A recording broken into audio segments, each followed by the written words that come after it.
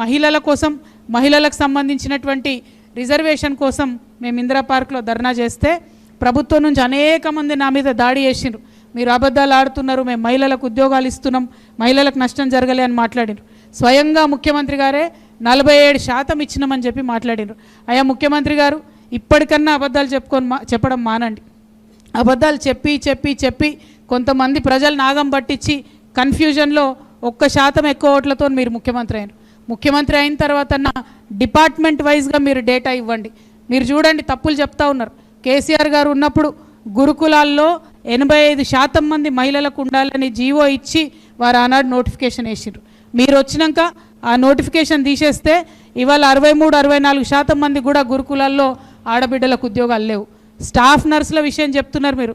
నర్సులు ఎప్పుడైనా మీకు తెలుసు 90% మహిళలే ఉంటారు, దానిలో రిజర్వేషన్ ఏముండదు, వారికి ఉండే సేవా తత్పరతతో 90%.